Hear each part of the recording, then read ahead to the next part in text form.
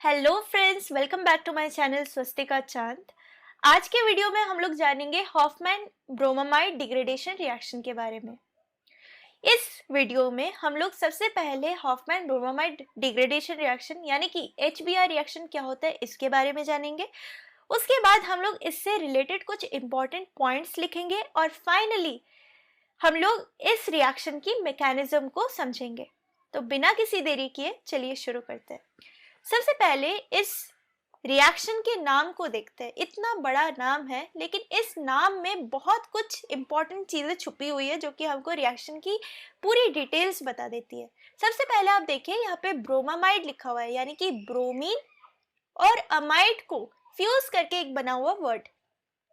Amide होता है RC double bond ONH2। अच्छा, यहाँ पे जो नेक्स्ट वर्ड लिखा है दैट इज डिग्रेडेशन। ये डिग्रेडेशन क्या होता है?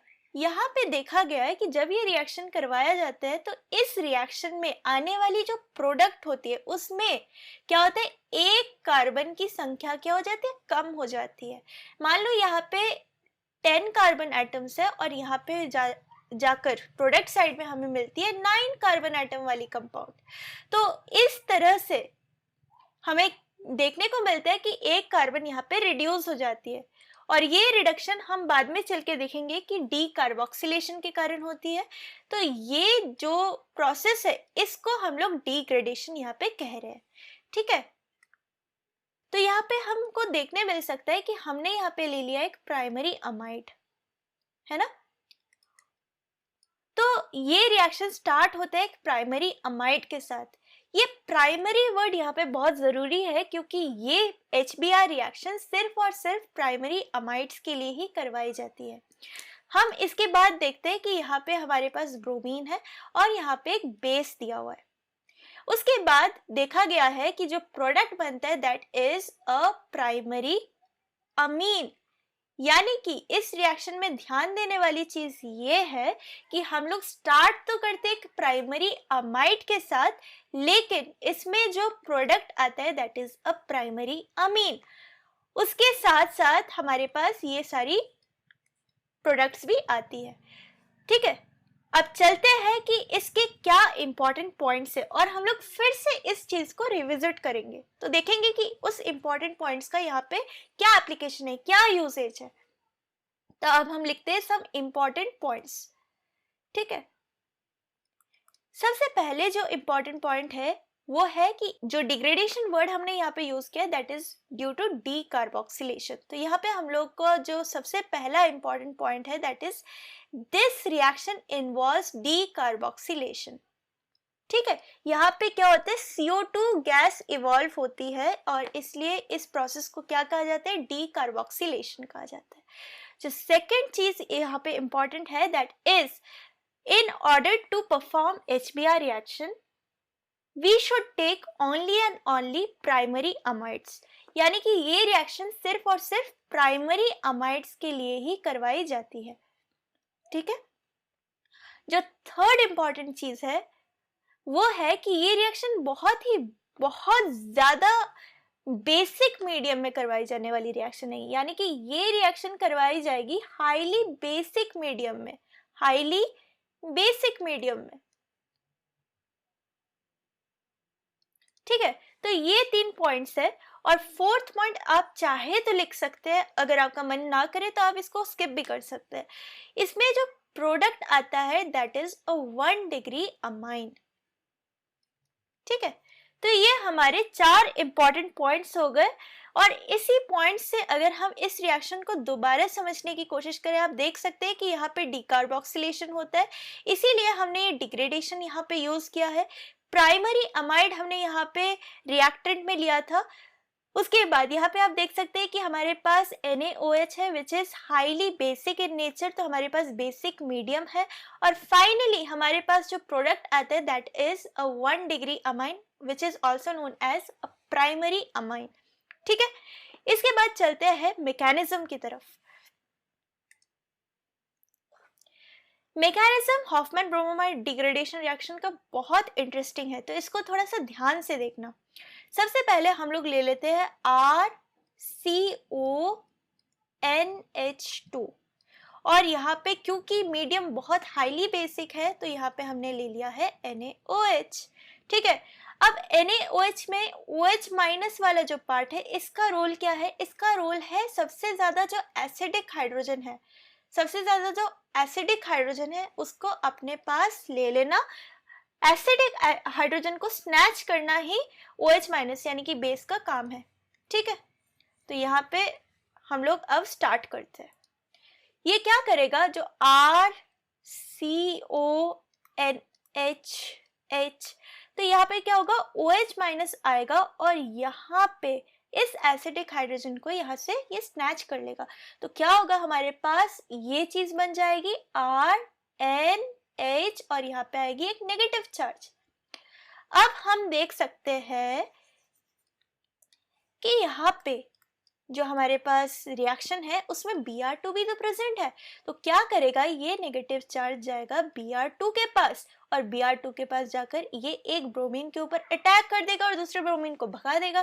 तो यहाँ पे क्या होगा, फाइनली हमारे पास इस स्टेप के बाद बन जाएगा ये चीज और इससे अटैच हो जाएगी ब्रोमीन। ठीक है, अब क्या होगा, अब आप देख सकते हैं कि नाइट्रोजन के ऊपर अभी भी एक हाइड्रोजन लगा है और यह हाइड्रोजन बहुत ही ज्यादा एसिडिक हाइड्रोजन है। तो अभी भी तो जो रिएक्शन है उसमें बेस प्रेजेंट है। तो OH माइनस क्या करेगा, इस एसिडिक हाइड्रोजन को भी क्या करेगा, स्नैच कर लेगा और फाइनली हमारे पास इस स्टेप के बाद बन जाएगी ये चीज NBr और यहाँ पे आ जाएगी एक नेगेटिव चार्ज। अब ये स्टेप मैं दूसरे कलर से बनाऊंगी क्योंकि ये स्टेप बहुत बहुत इंपॉर्टेंट है और यही जो स्टेप है इस पूरे रिएक्शन की मैकेनिज्म जो है इसकी जान है। तो देखिए, ये जो नेगेटिव चार्ज है, ये जो नेगेटिव चार्ज है इस स्टेप में क्या करेगा, अंदर की तरफ आएगा और जैसे ही अंदर आएगा ये गया ऊपर, ये गया नीचे। अब किसी को तो भगाना है तो ये यहाँ से माइग्रेट करवा के इसके ऊपर आ जाता है और क्योंकि ये चीज आई है Br को यहाँ से भगा देता है। तो आप देख सकते हो कि ये रिएक्शन की जो स्टेप है इसको क्या कहते हैं, हम लोग सिग्नेचर स्टेप कहते हैं। और ये जो स्टेप है, ये जो स्टेप है इसमें हम देख सकते हैं कि पहले क्या था, ये जो R ग्रुप था ये कार्बन से लगा हुआ था, कार्बन से अटैच था। लेकिन अब क्या होगा, अब जब हम इसके नेक्स्ट स्टेप में जो फाइनल इससे जो हमारा प्रोडक्ट बना, मतलब इसका जो इंटरमीडिएट बना, इसको जब हम दिखाएंगे तो आप देख सकते हैं कि जो R ग्रुप है वो किसके साथ अटैच हो गया है, नाइट्रोजन के साथ अटैच हो गया है। समझ आ रहा है। और यहाँ पे हमने जो बॉन्ड बनाई, यहाँ पे ये वाली बॉन्ड यहाँ पे आ गई और यहाँ पे Br माइनस बाहर चला गया। ठीक है, तो आप देख सकते हैं कि पहले क्या था, R ग्रुप जो था that was attached to carbon, लेकिन अब जो R ग्रुप है that is attached to nitrogen. और ये जो स्पीसीज हमारे पास आई इसको क्या कहते हैं, इसको हम लोग कहते हैं आइसोसायनेट। आपको यहाँ पे दिख रहा होगा कि एक NC लिंकेज है, RNC लिंकेज यहाँ पे बन गया है। ठीक है, तो इसको कहते हैं आइसोसायनेट। हमारे पास आ चुका है आइसोसायनेट। अब हम क्या करेंगे, इस आइसोसायनेट से फर्दर रिएक्शन को कंटिन्यू करते हैं इस पेज पे। तो मैंने कंटिन्यू लिख दिया। अच्छा, अब क्या होगा कि हम सबसे पहले आइसोसायनेट बना लेते हैं। तो आइसोसायनेट बनाने के लिए हमने क्या किया, CO, ये हमारा आइसोसायनेट है। अब क्या होगा कि यहाँ पे जो बेस है, यहाँ पे जो बेस है, क्योंकि मीडियम बहुत ज्यादा बेसिक मीडियम है तो यहाँ पे क्या होगा, बेस की कोई कमी नहीं है, तो यहाँ पे बेस अभी भी है। तो क्या होगा, यहाँ पे ये बेस, क्योंकि यहाँ पे डेल पॉजिटिव बहुत ज्यादा है तो OH माइनस क्या करेगा, इस कार्बन एटम के ऊपर अटैक कर देगा और फाइनली क्या होगा, इसके अटैक होने के बाद ये वाली जो बॉन्ड होगी वो उठ के नाइट्रोजन के ऊपर आ जाएगी और यहाँ पे बन जाएगा N के ऊपर माइनस, C से अटैच हो जाएगा OH और यहाँ पे आ जाएगी डबल बॉन्ड O। ठीक है, अब एक बहुत ही इंटरेस्टिंग स्टेप होगा, यहाँ पे क्या होगा, ये वाला नाइट्रोजन इस वाले हाइड्रोजन को देखेगा, ये नेगेटिव चार्ज इस हाइड्रोजन को अपने पास खींच लेगा।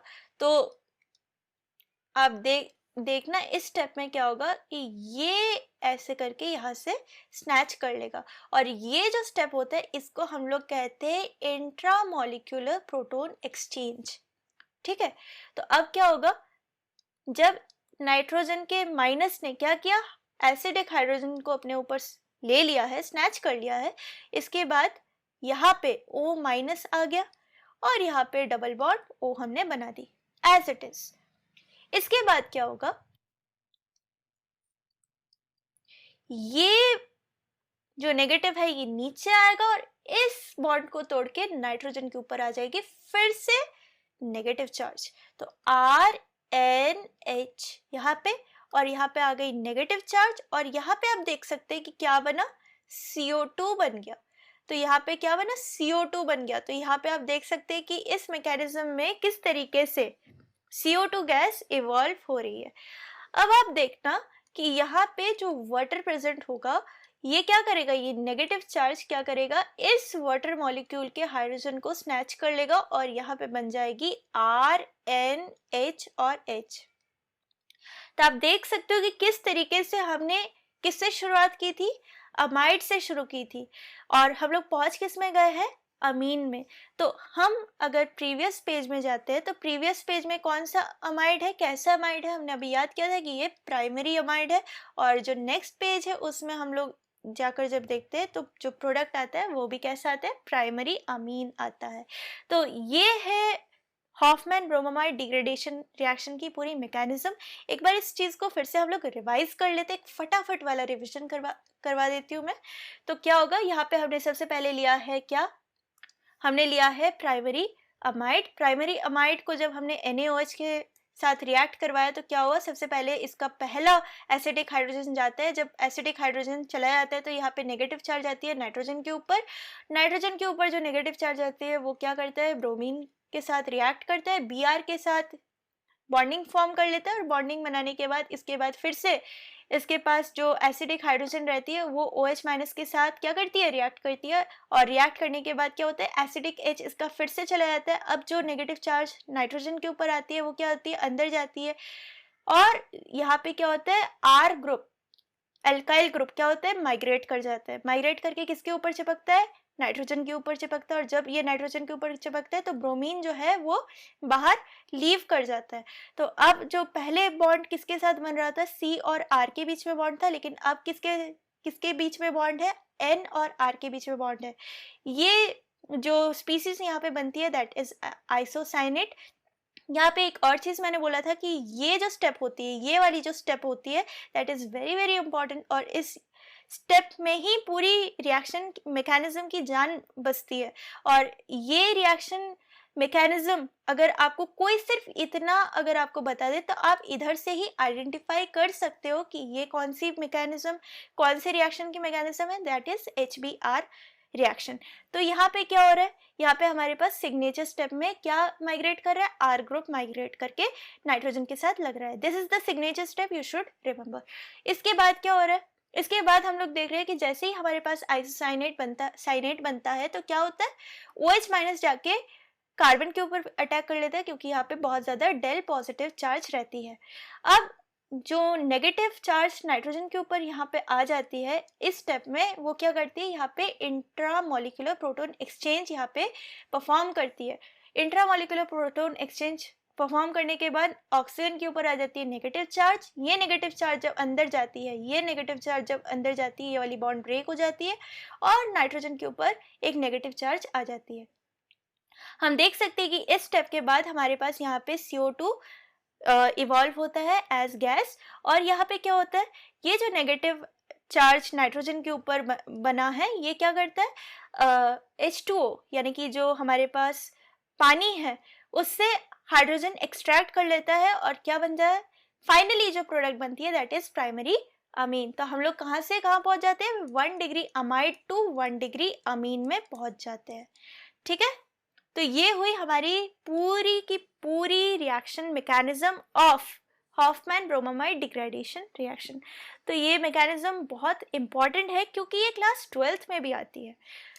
ठीक है, तो मुझे लगता है कि ये वीडियो आपके लिए हेल्पफुल रहा होगा। अगर आपको ये वीडियो पसंद आए तो प्लीज़ इस वीडियो को लाइक करना, चैनल को सब्सक्राइब करना और वीडियोस शेयर भी करना। हम लोग मिलेंगे नेक्स्ट वीडियो में जिसमें हम लोग प्रॉब्लम्स डील करेंगे हॉफमैन ब्रोमामाइड डिग्रेडेशन रिएक्शन की। तो problems will range from JEE mains to JEE advance level.